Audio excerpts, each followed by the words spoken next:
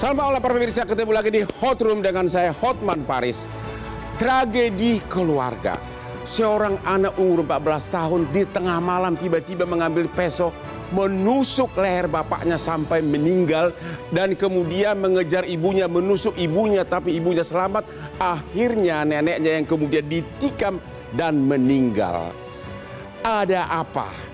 Apakah benar karena ada bisikan maut atau ada dendam di si anak karena katanya terlalu dipaksa belajar? Inilah suatu kejadian yang menjadi pemicu bagi para ibu-ibu untuk selalu peka terhadap perilaku anaknya, terutama perubahan-perubahan perilaku anaknya. Inilah Hot Room, bisikan membawa maut.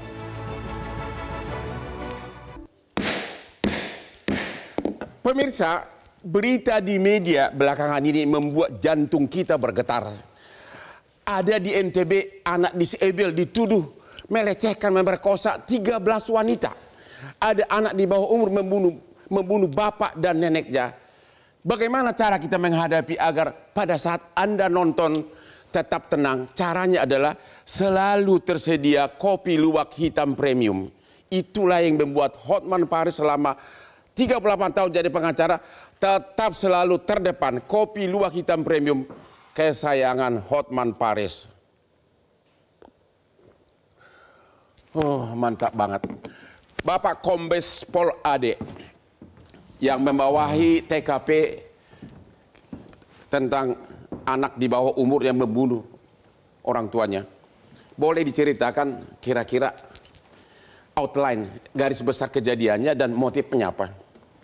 Jadi berawal dari adanya laporan masyarakat pada dini hari jam 1.30 bahwa ada peristiwa pembunuhan di Komplek Bona Indah, di mana saat itu masih dilakukan pengejaran oleh Satpam pelakunya. Kemudian anggota berangkat ke TKP, ditemukan ada 2 orang korban yang sudah meninggal dunia bersimbah darah di dalam rumah di lantai 1.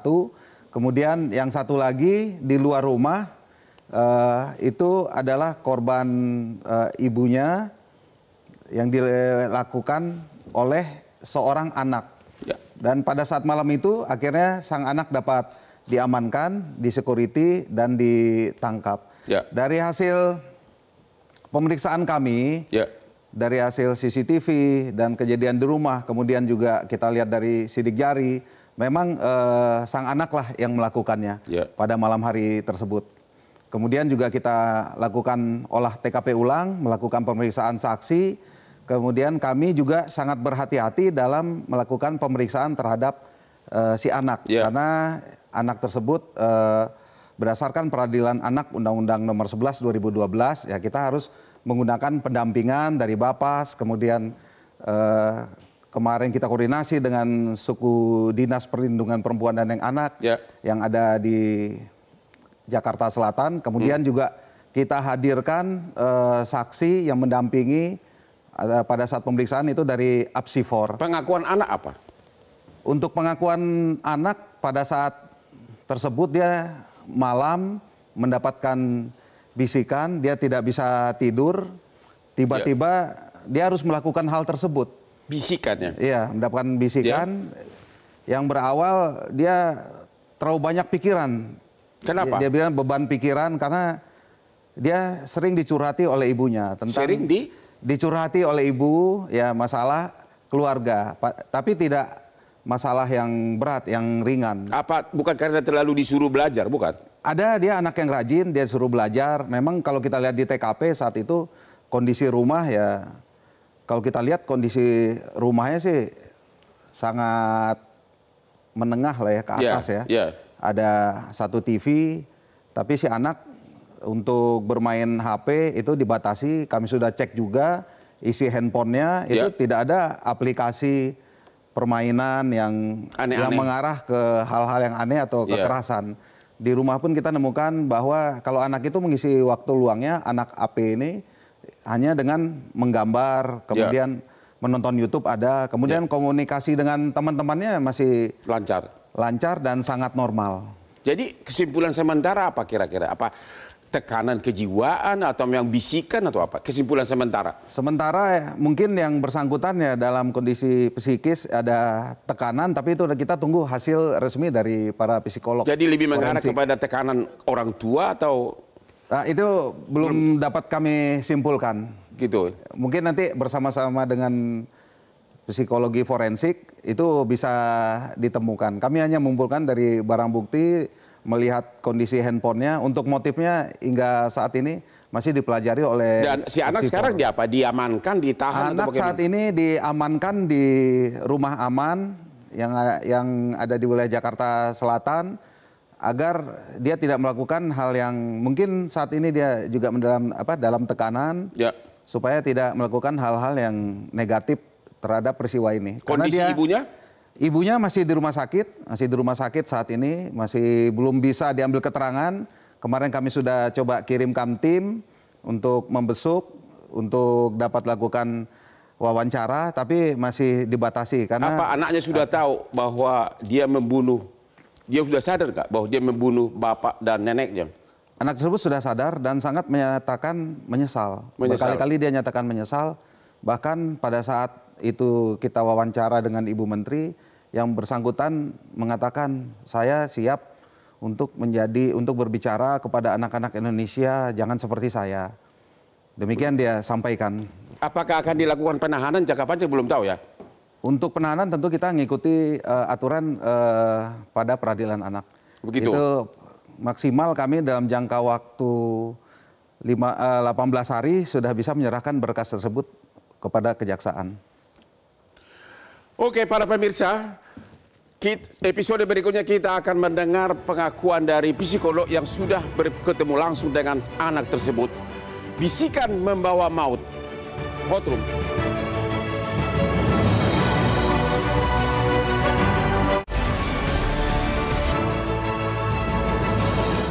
Ketemu lagi di Hot Room, seorang anak umur 14 membunuh bapak dan neneknya dan menikam ibunya. Ibu Novita Tandri, psikolog yang telah ketemu dengan si pelaku ini. Apa hasil temuan Ibu?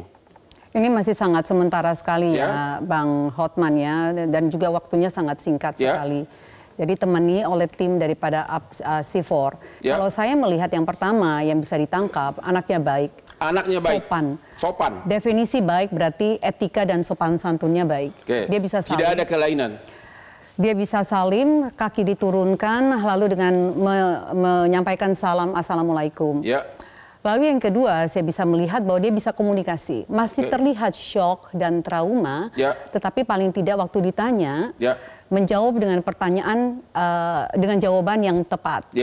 Lalu yang ketiga, saya bisa melihat bahwa dari teman-temannya, jadi ada 4 temannya yang menghubungi saya lewat DM Instagram. 4 orang ini sudah kenal dia dari kecil, SD, SMP sampai SMA. Nggak ada kelainan? Tidak ada sejarah dengan dia membuli atau dibully, tidak pernah melakukan kekerasan, anak yang cerdas. Waktu di SMP selalu ranking 10 besar. Tetapi memang di SMA ini dia masuk bukan di SMA yang dia inginkan. Jadi masuk di swasta. Jadi nilainya merosot. Nilainya merosot. Ibu bertanya nggak kenapa dia melakukan itu? Saya tidak bertanya, karena memang itu adalah tim khusus untuk bertanya tentang hal itu, Bang. Jadi Hotman. Sementara apa penemuan Ibu? Belum ada.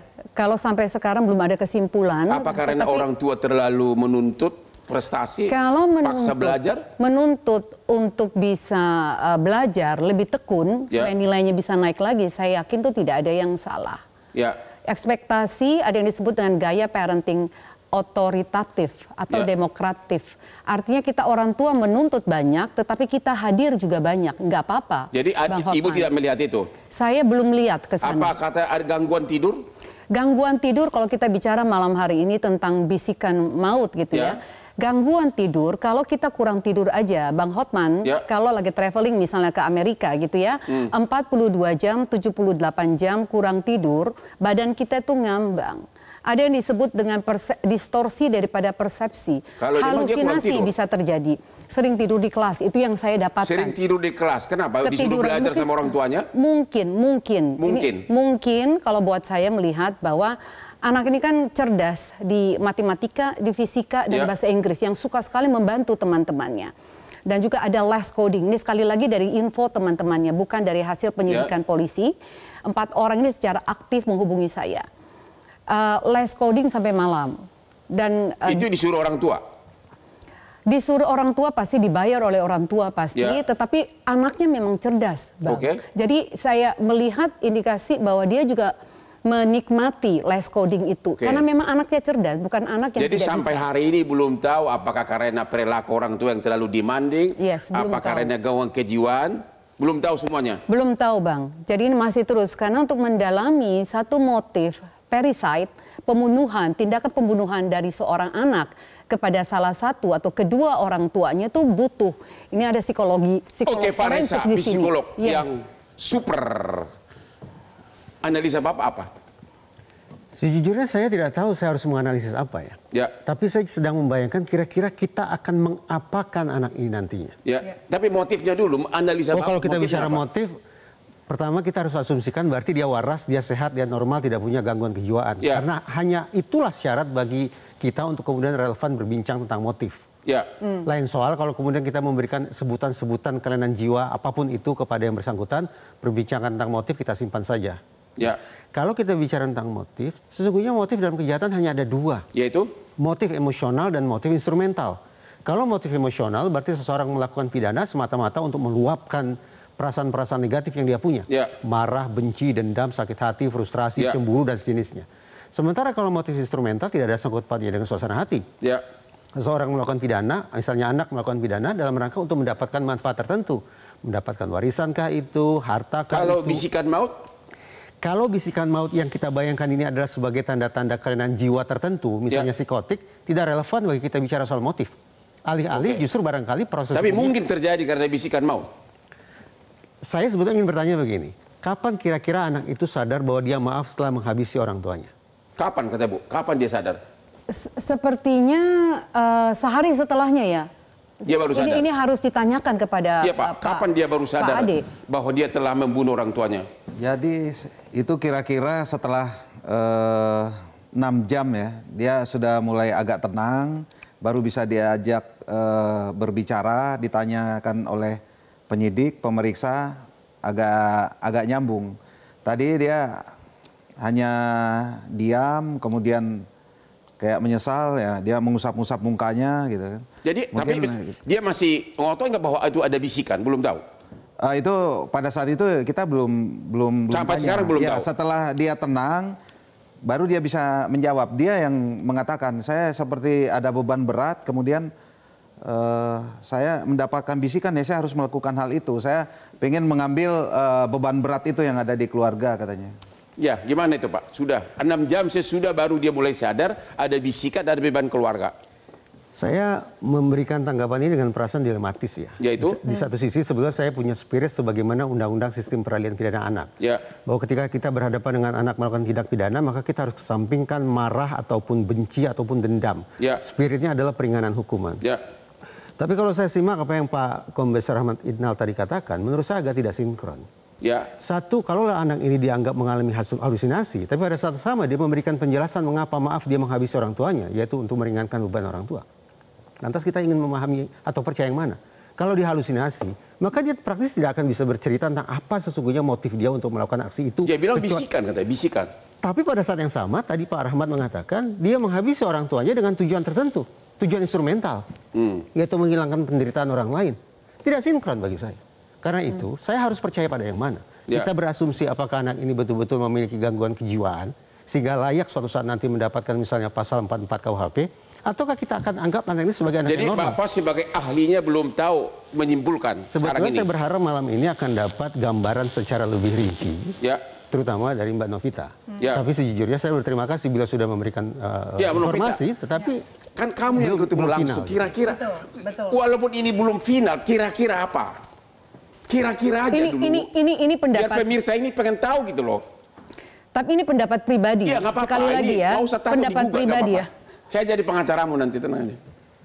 Kira-kira apa? Kalau saya secara pribadi melihat bahwa anak ini tidak punya tempat untuk diajak berbicara kepada orang lain. Oh, berarti Masalah anak tunggal, kesepian. Kalau kita kakak adik kan ada teman untuk bicara. Ya, dia anak tunggal dia sendiri, orang tua dan juga seorang nenek. Tidak ada teman untuk diajak bicara. Memang ada pelarangan untuk bertemu terlalu banyak dengan teman-teman, itu fokus kepada akademiknya karena nilainya turun. Dan itu sekali lagi tidak salah. Jadi kalau buat saya menjadi orang tua harus mengenal anak-anaknya satu-satu, didengar Mas Bang. Jadi menjadi orang tua ada 3 hal yang saya selalu garis bawahi. Anak harus tahu bahwa dia dikasihi, dicintai. Ya. Anak harus tahu bahwa dia dipercaya. Ya. Anak harus tahu bahwa dia didengar. Nah terkadang dalam kasus ini apa yang terjadi? Dalam kasus itu menurut saya mungkin kita kurang belajar. Didengar, terlalu ngoyo, terlalu ngotot, terlalu demanding atau apa? Sementara dulu. Ya ini pemirsa biar tahu. Sangat-sangat tidak fair buat saya untuk mengatakan bahwa itu kebenarannya karena saya tidak tahu. Kan hanya ibu yang ketemu dia. Sementara apa dulu? Mungkin begini saja pertanyaan listener. Selama Mbak Novita melakukan pemeriksaan terhadap anak, komunikasi lancar? Lancar. Apa yang ditanya dia bisa jawab? Betul. Kecerdasan bagus? Kecerdasan dia secara emosional baik saat itu ya. Kecerdasan secara emosional baik. Kecerdasan dia secara kognitif, logical itu jalan. Karena begini, saya duduknya tuh cuma sebelah-sebelah. Akademik bagus? Ya, jadi saya bahkan izin. Sorry, saya lanjut sebentar. Ada tanda-tanda konflik dengan teman? Tidak ada. Ada tanda-tanda konflik dengan keluarga? Saya tidak melihat memiliki riwayat gangguan kejiwaan sebelumnya? Tidak ada. Kalau itu dari teman-temannya tuh nggak ada. Ada masalah nafsa? Karena tidak ada. Karena dari hasil tes urin nggak ada ya, Pak Ade ya. Nafsa, urinnya semuanya negatif kan? Negatif. Alhasil kalau sebatas ini Bang Hotman, maka praktis asumsi pertama bahwa tentang kemungkinan adanya kondisi-kondisi kejiwaan yang luar biasa bisa kita kesampingkan. Anak ini berdasarkan apa yang disampaikan oleh Mbak Novita walaupun sifatnya sementara, memberikan dasar bagi kita untuk berasumsi anak ini sehat, anak ini normal, anak waras. Nah, berarti relevan bagi kita bicara tentang motif 2 itu. Apakah motif emosional ataukah motif instrumental? Apakah motif emosional atau instrumental? Kita akan dengar sesudah yang berikut ini dari Kementerian Perlindungan Anak dan Perempuan ya.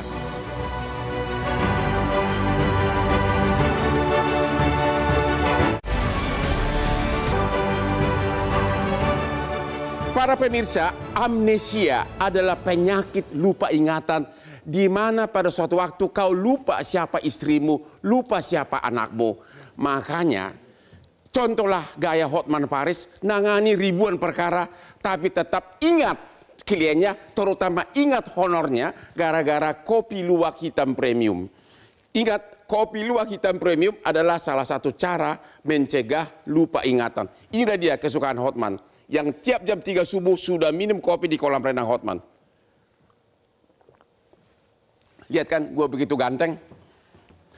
Pak Kombes, sebelum ke beliau, tadi saya dengar ibunya udah pernah bawa anak ini 4 kali ke psikiater, benar?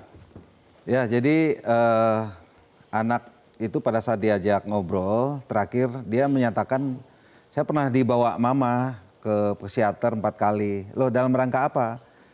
Nggak tahu tuh mama katanya. Akhirnya kita coba lakukan pengecekan lagi, kita geledah ada tidak obat-obatan yang wajib dia minum. Tapi di TKP tidak ditemukan. Psikiaternya belum ditemukan? Mungkin besok kita akan menemukan ke psikiater dengan apsifor juga, sudah janjian. Tapi anak tersebut, ibunya belum bisa diwawancara. Oke, itulah informasi terbaru dari Bapak Kapolres Jakarta Selatan, Pak Nahar, dari Kementerian Perlindungan Perempuan dan Anak. Katanya sudah ketemu dengan anak ini ya? Iya. Apa temuan Bapak? Iya, Bu Menteri ya. Bu Menteri. Iya, kami dampingi. Ya. Yang pertama tentu karena ini berkaitan dengan anak. Ya. Anak yang diduga melakukan satu tindak pidana. Ya. Lalu kemudian di setiap anak itu punya hak, salah satunya adalah mendapatkan pelindungan. Tapi temuan dulu, itu kan hak nanti. Iya, okay. Kalau hak nanti pengacara ada urusannya itu.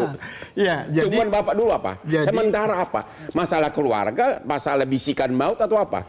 Iya, jadi ketika kami masuk, Bu Menteri datang tentu ada kaitannya dengan tugas beliau. Dan ketika ketemu dengan anak, tentu kita melihat dari 2 hal yang harus didalami. Pertama, apakah dia seperti yang diberitakan gitu ya, bahwa dia melakukan itu karena tadi yang bisikan maut. Iya itu. Lalu kemudian yang kedua, lalu kemudian ketika misalnya dalam proses penyelidikan itu lalu kemudian ada instrumen yang berhubungan dengan bahwa dia adalah yang tadi benar memiliki keterbatasan, tentu itu ada mekanismenya sendiri. Pengakuan anak ada nggak ke Ibu Menteri? Nah, kembali sebetulnya sudah disampaikan oleh tadi Bu Novita dan Pak Reja dan Pak Kapolres ya, bahwa yang disampaikan ke Bu Menteri itu anak ini bisa komunikasi dengan baik. Jadi nggak ada hambatan. Nggak ada hambatan. Dia ngaku kenapa melakukan, kenapa? Ada nggak penjawabannya? Bu Menteri menghindari mengungkap kejadian itu. Karena, jadi pada saat itu bahkan kemudian dia ingin menyampaikan misalnya bahwa dia ingin menjadi komika gitu ya. Lalu kemudian bahwa dia ingin menjadi orang yang bermanfaat bagi banyak orang gitu ya. Lalu kemudian tadi berhubungan dengan Pak Kapolres sampaikan bahwa ketika dia semakin digali itu dia kemudian terungkap bahwa dia menampakkan penyesalannya dan ingin segera menemui ibunya gitu ya. Namun demikian ini karena prosesnya belum selesai, tentu kami jadi belum tahu sampai sekarang dari kementerian penyebabnya apa. Kira-kira aja dulu. Nggak usah terlalu detail. Keluarga, tekanan keluarga, atau memang stres, atau sampai sampai 4 kali dibawa ke psikiater, itu something wrong lah. Iya, jadi kesimpulan sementara begini. Jadi setiap kali anak berkonflik dengan hukum selalu ada kaitannya dengan masalah lain. Yaitu? Nah itu yang kemudian ini masih didalami, Bang.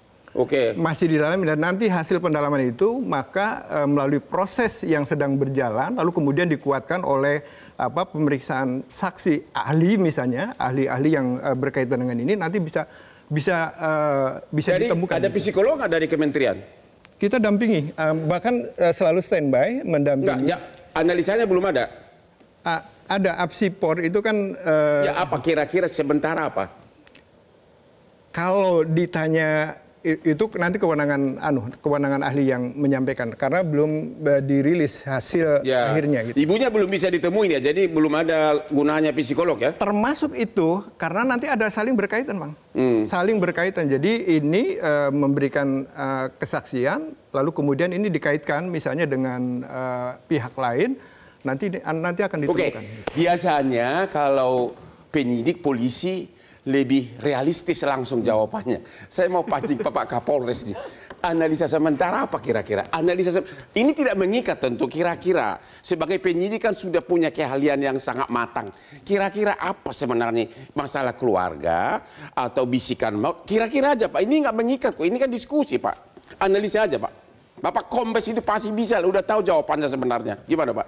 Jadi analisa sementara seperti yang kami sampaikan dari awal, ya sang anak tersebut sering dicurhati oleh ibunya, masalah keluarga, bercerita harusnya ayah sudah bisa promosi. Ya, ayahnya bekerja di bagian IT, namun saat ini masih belum. Ini saya dapat cerita dari sang anak ya. Itu kan kalau naik jabatan bisa nambah secara ekonomi. Dan yang terakhir dia juga pernah bercerita bahwa akan diajak liburan oleh sang ayah. Tapi tiba-tiba tidak jadi, tidak usahlah kata ibu, lebih baik uangnya digunakan untuk hal yang lain. Dan dia pun mengutarakan ibunya sebenarnya pengen punya bisnis bakery, tapi hingga saat ini belum mampu untuk. Jadi Bapak melihat lebih ke arah masalah. Jadi masalah ya? Dia ada tekanan psikis mungkin yang ahli mungkin lebih tahu. Gimana ini ahli? Itu tadi sudah cerita bahwa dia termasuk konser menyangkut ekonomi orang tuanya, karir bapaknya. Apa itu menjadi penyebab pembunuhan? Tadi Pak Kapolres sendiri mengatakan bahwa keluarga ini berasal dari kelas ekonomi menengah bahkan mungkin ke atas. Alhasil kendati ada curhat terkait dengan masalah pekerjaan orang tua, saya tidak membayangkan itu sebagai isu yang secara sungguh-sungguh menjadi persoalan dalam hidup dia. Gitu. Jadi begini. Belum menjadi alasan untuk membunuh. Bagi saya, kalau saya pribadi akan mencoba menelaah ada 5 aspek. Satu, riwayat penyalahgunaan nafzah plus kondisi mental yang sifatnya khusus. Yang kedua, fantasi-fantasi kekerasan. Ketiga, pola pengekspresian amarah. 4, stabilitas pendidikan. Dan yang kelima, baru stabilitas dari sisi kesejahteraan finansial keluarga. Sayang beribu sayang, dalam perbincangan ini saya belum menangkap satu pun. Belum menangkap. Cuma satu yang tersisa, yaitu kemungkinan ada tidaknya kondisi mental yang khusus. Kenapa saya berikan garis bawah pada aspek yang satu ini? Boleh jadi disinilah letak hal yang akan bisa digunakan untuk meringankan hukuman. Maaf, sekali lagi semangat hati saya, demi Allah saya ingin anak ini dihukum ringan. Sebagaimana spirit dalam Undang-Undang Sistem Peradilan Pidana Anak. Tapi jangan salah Bang Hotman, di Indonesia ini paling tidak sudah ada 2 jurisprudensi yang boleh jadi menjadi kabar buruk bagi kita dalam konteks kasus ini.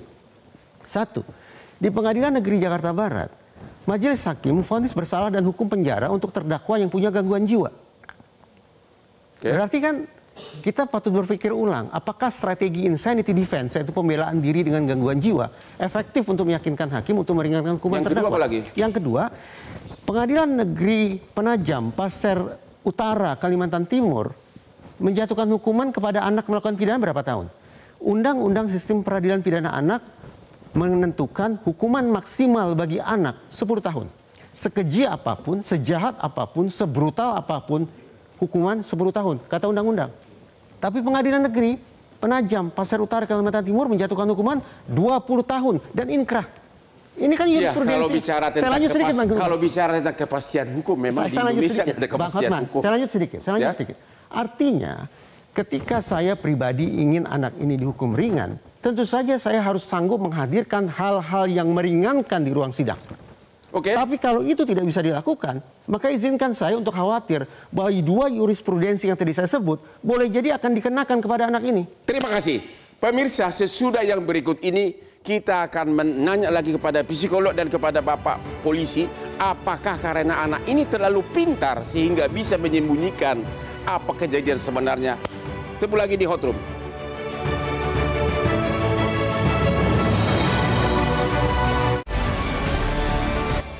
Dipersembahkan oleh Ovaltino Malt, kenyangnya bikin kamu super happy. Ketemu lagi di Hot Room. Anak umur 14 membunuh bapaknya, membunuh neneknya, dan melukai ibunya di Lebak Bulus.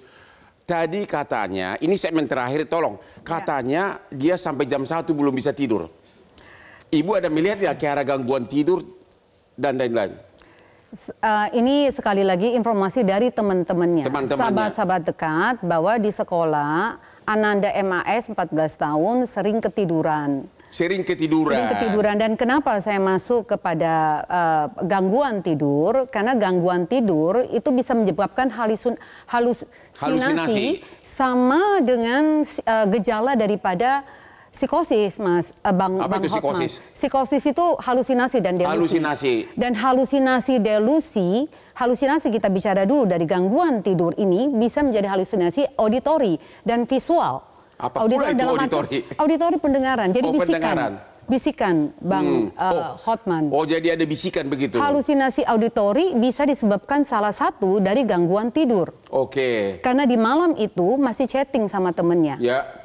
Jadi dia masih mengerjakan tugas-tugasnya di malam itu. Rasanya kalau menurut saya dia punya kesulitan untuk tidur. Sampai ke gangguan tidur, ini yang perlu kita dalami lagi. Pak Reza, setuju?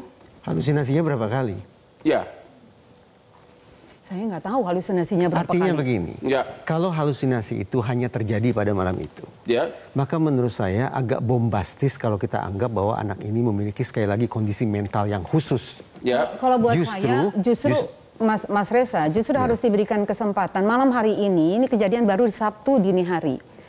Perlu untuk tim daripada Apsifor untuk melakukan tugasnya. Terlalu dini kita untuk masuk. Saya tahu Bang Hotman kepengen supaya kita punya motif, ada jawaban malam hari ini. Tapi tidak sesederhana itu. Terlalu banyak aspek yang harus dipertimbangkan, yang harus didalami untuk bisa mencapai. Kalau saya sebagai pengacara dalam hitungan menit saya bisa tahu klien saya bohong atau tidak. Psikolog harusnya tahu dong. Kerja sebagai tim. Bang. Ya. Jadi, dan saya tidak bisa berdiri sendiri. Pak Reza belum yakin bahwa itu gara-gara gangguan kejiwaan karena kurang tidur.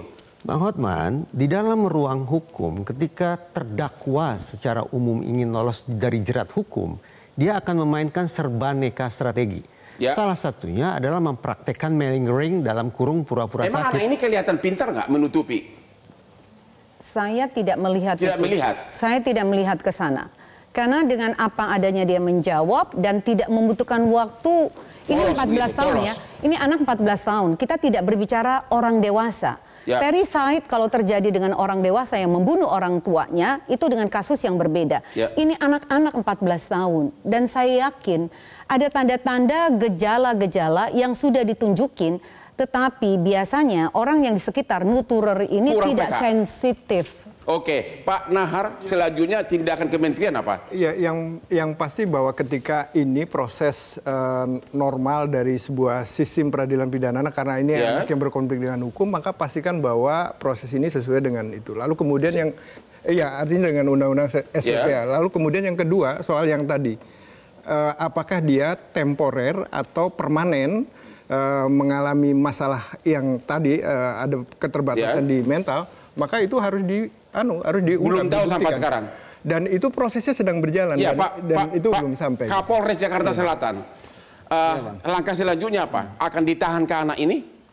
Untuk sesuai aturan, anak ini dapat dilakukan penahanan karena ya kejahatan yang dilakukan ini adalah 7 tahun. Ya. Tapi penahanannya itu tidak kita tempatkan layaknya tahanan biasa digabung dengan tahanan lain. Ya. Dipisah. Kita taruh di rumah aman atau di lapas anak. Hingga saat ini sudah kita taruh di rumah aman, di mana di sana juga ada psikolog yang mengawasi sesuai dengan aturan peradilan anak. Karena jangan sampai dia melakukan hal-hal lain yang nanti malah menyakiti dirinya atau dia bisa menghabisi dirinya. Apakah sudah didampingi pengacara atau bagaimana? Sudah, tentunya dari awal sudah kita siapkan pengacara. Begitu ya? Sudah. Terus? Gimana dong? Kasihan banget ya. Langkah berikutnya apa lagi nih sesudah itu dari kepolisian? Ya, langkah berikutnya kami juga sudah koordinasi dengan kejaksaan ya. Kemudian juga kita tunggu hasil apsifor, kita periksa ibunya. Tentunya tidak serta-merta kami segera mungkin memanggil, langsung meriksa ibunya datang nge-BAP di rumah sakit. Itu kalau umur segitu di BAP nggak sih diketik gitu nama siapa itu begitu? Iya pasti. Di BAP juga? Iya di BAP, tapi di sana ada Bapas, ada pengacara anak, ada juga apsifor. Jadi tim sekalian melihat gerak-gerik dia bagaimana. Sementara gerak-geriknya normal nggak? Hingga saat ini masih normal ya? Iya, jadi normal. Sampai sekarang belum ada kesimpulan pasti apa penyebabnya? Ya, untuk motifnya. Ya, Pak Nahar juga begitu. Belum pasti. Singkat aja. Ini sudah mau berakhir nih. Belum pasti motifnya apa. Prosesnya belum selesai. Ya. Jadi belum bisa disimpulkan. Langkah ke depannya apa? Langkah ke depannya adalah memastikan bahwa proses ini sesuai dengan peraturan yang berlaku. Ya, dan pihak penyidik sudah melakukan langkah-langkah yang tepat. Dan ini kami pastikan bahwa dalam proses ini, misalnya anak ini sudah dalam posisi diamankan, ditahan, sesuai dengan SPPA, maka rumusnya bukan lagi ditahan, tapi ditempatkan sementara di LPKS. Karena menurut undang-undang kan umur 14 tahun ke atas bisa ditahan. Sudah bisa, iya sudah, dan itu sudah dilakukan.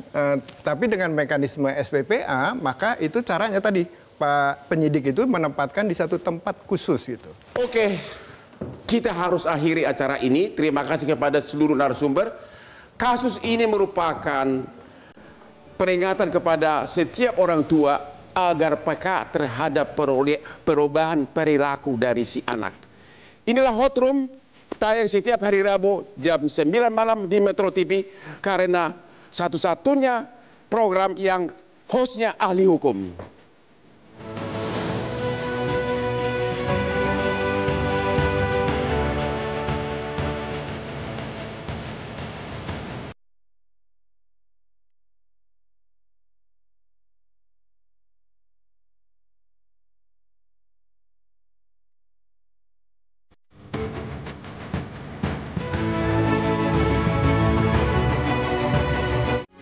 Metro TV